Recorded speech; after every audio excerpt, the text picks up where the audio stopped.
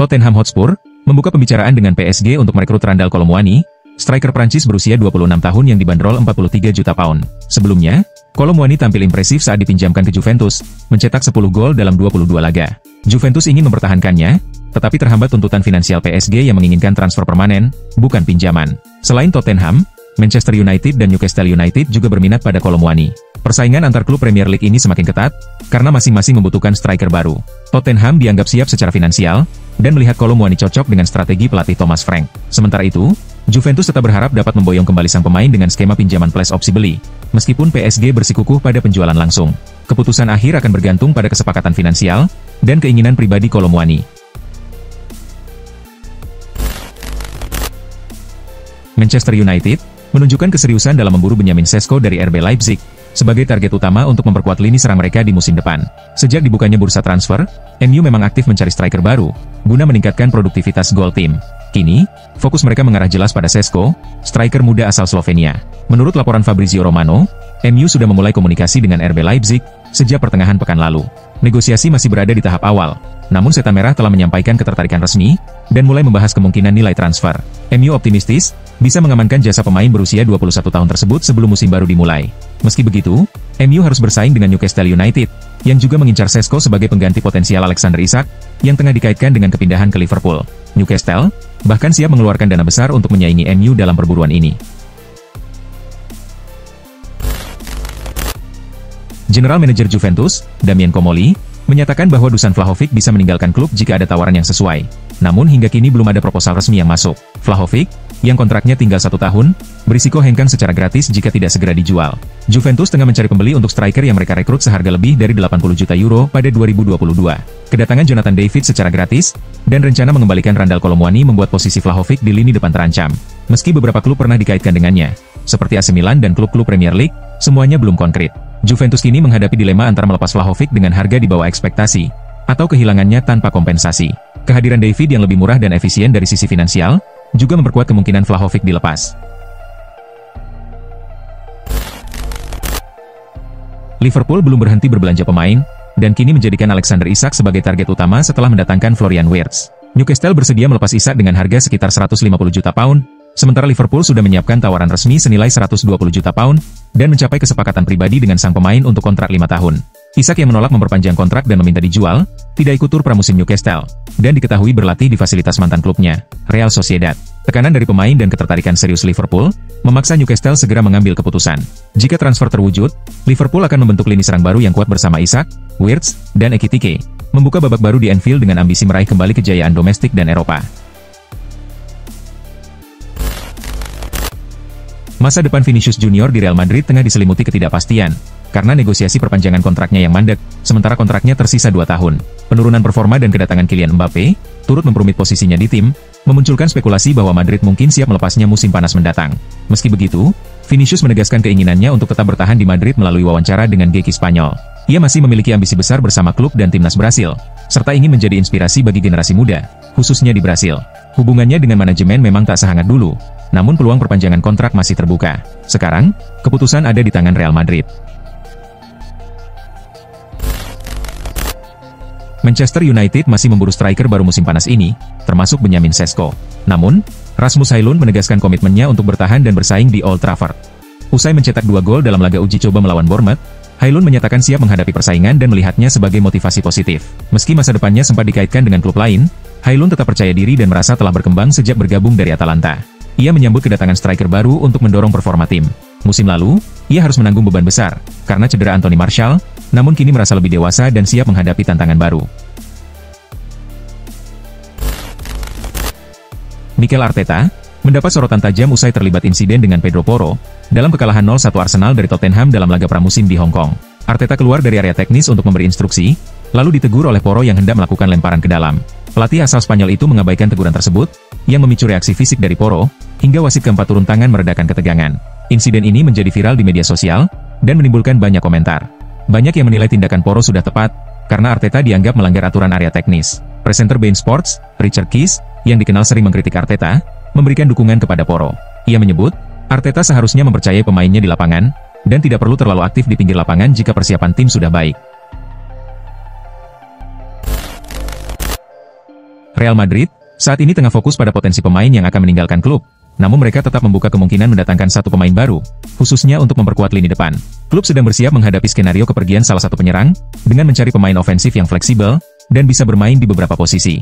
Wartawan Jose Felix Diaz mengungkap, bahwa Real Madrid aktif memantau bursa transfer, dan mempertimbangkan beberapa nama, salah satunya adalah Nick Woltemade dari Stuttgart. Meskipun bukan prioritas utama, pemain muda asal Jerman itu masuk dalam radar klub, dan sudah pernah didekati secara informal. Namun saat ini, Real Madrid masih mengevaluasi semua kemungkinan, dan lebih mengutamakan penyelesaian isu internal sebelum mengambil langkah konkret di bursa transfer.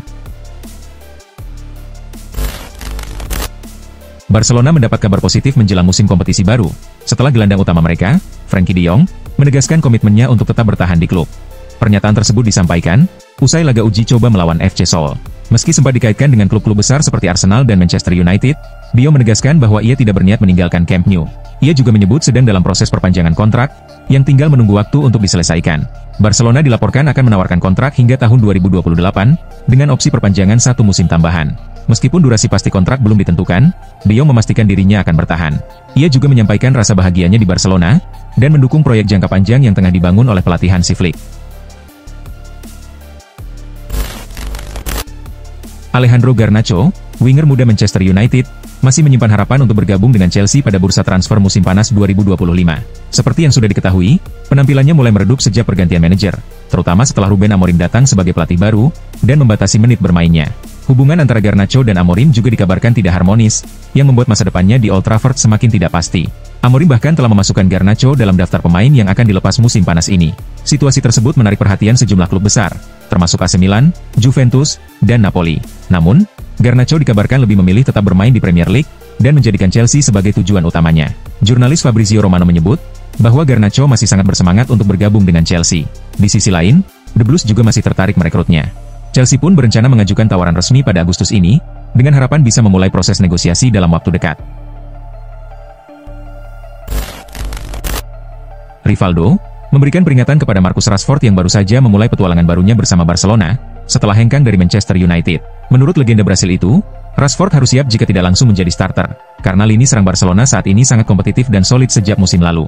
Rashford sebenarnya memiliki ambisi untuk bermain reguler, demi mengamankan tempat di skuad timnas Inggris untuk Piala Dunia 2026. Namun, Rivaldo menilai proses adaptasi di klub baru, seperti Barcelona tidak akan mudah.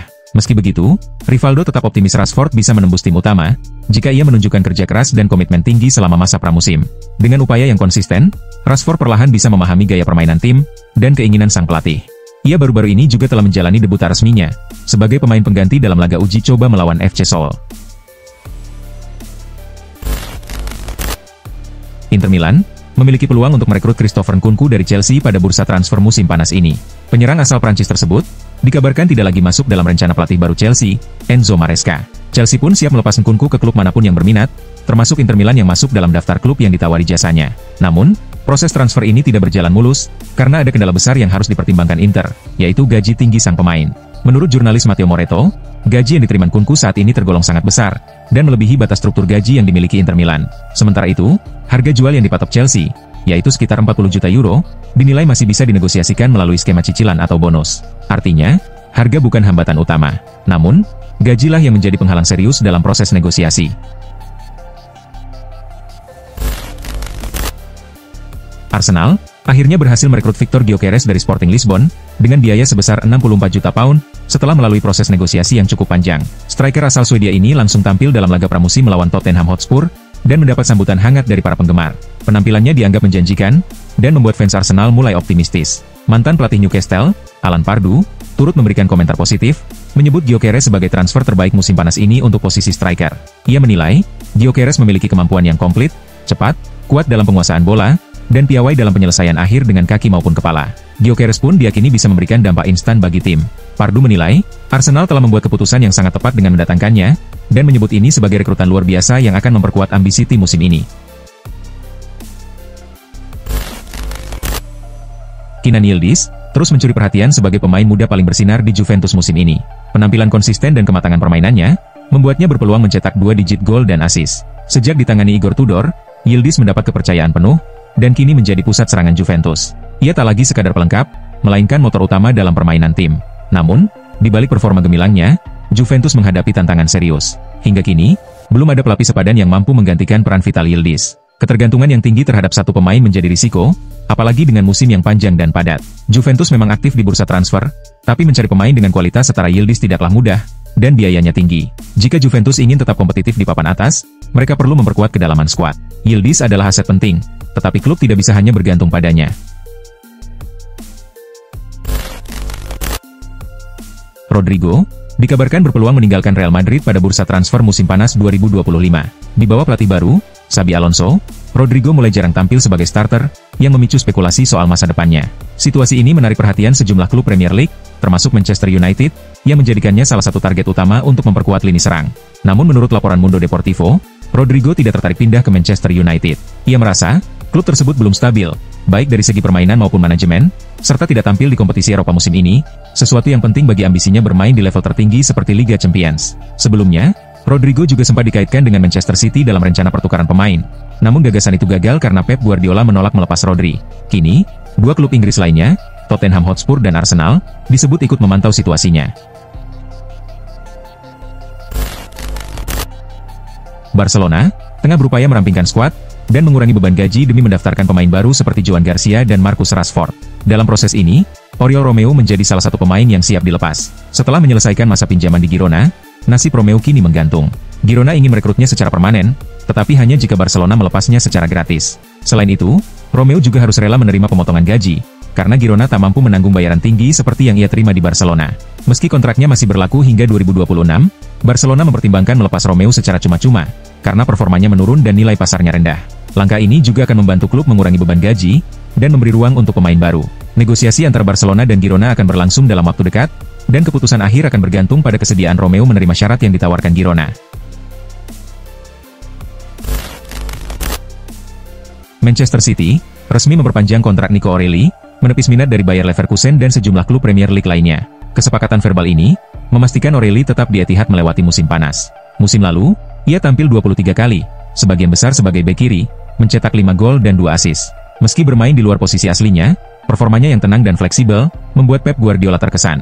City melihat Orelli sebagai bagian penting dari rencana jangka panjang, terutama karena posisi favoritnya adalah gelandang tengah. Klub menilai kemampuan teknis, kekuatan fisik, dan ancaman golnya membuatnya menjadi aset berharga untuk masa depan. Meski City telah merekrut Ryan Ait-Nouri untuk memperkuat posisi bek kiri, Orelli tetap diharapkan berkontribusi musim ini sambil berkembang di lini tengah. Keputusan ini menunjukkan komitmen City untuk membina talenta muda dan membangun fondasi tim jangka panjang. Jadon Sancho, winger Manchester United, dikabarkan siap memotong gajinya hingga 50% demi kembali ke klub lamanya, Borussia Dortmund. Hal ini dilakukan karena ia tidak lagi masuk dalam rencana pelatih MU, Ruben Amorim, untuk musim depan. Sancho ingin menghidupkan kembali karirnya yang meredup di Inggris, apalagi kedatangan pemain baru semakin menutup peluangnya di tim utama. Ia sebelumnya sempat dipinjamkan ke Chelsea, dan membantu mereka juara UEFA Europa Conference League. Menurut laporan media Jerman, Bild, Sancho bersedia menurunkan gajinya dari 16 juta euro menjadi 8 juta euro per musim. Dortmund juga tertarik membawanya kembali, karena gaya permainannya cocok dengan sistem mereka. Transfer ini dianggap solusi terbaik bagi semua pihak. Sancho mendapat kesempatan kedua, MU terbantu secara finansial, dan Dortmund memperoleh pemain berkualitas dengan biaya lebih rendah. PSG menghadapi ketidakpastian terkait masa depan Gianluigi Donnarumma, karena negosiasi kontrak baru yang mandek, meski kontraknya masih berlaku hingga 2026. Sementara itu, PSG mulai mengincar Lucas Chevalier dari Lille sebagai calon kiper utama jangka panjang, dengan nilai transfer sekitar 40 juta euro dan kontrak 5 tahun. Beberapa klub besar seperti Manchester United, Inter Milan, Chelsea, hingga klub-klub Saudi tertarik merekrut Donnarumma jika ia hengkang. Meski Donnarumma masih ingin bertahan, posisinya sebagai starter tidak lagi aman, dan ia harus bersaing dengan Chevalier jika tetap di PSG. Situasi ini memicu potensi ketegangan internal, dan menjadi tantangan bagi pelatih Luis Enrique dalam menentukan kiper utama musim depan. Jika Donnarumma pergi, PSG bisa mendapatkan dana segar, dan mempercepat proses regenerasi di posisi penjaga gawang. Federico Bernardeschi mengalami cedera lutut saat laga pramusim Bologna melawan Vis Pesaro, dan harus keluar lapangan pada menit ke-55 setelah mencetak gol penalti. Awalnya dianggap ringan, cedera tersebut kini diduga melibatkan kerusakan ligamen, yang bisa membuatnya absen panjang. Bologna menunggu hasil pemeriksaan lanjutan pada Sabtu. Seperti yang sudah diketahui, Bernardeschi baru bergabung dengan Bologna bulan lalu, setelah bermain di Toronto FC, dan kembalinya ke Serie A diharapkan dapat menghidupkan kembali karirnya. Cedera ini pun menjadi pukulan berat bagi Bernardeschi dan rencana tim, mengingat perannya yang penting dan berpengalaman. Jika absen lama, Bologna harus mencari solusi alternatif, termasuk kemungkinan mendatangkan pemain baru sebelum musim dimulai.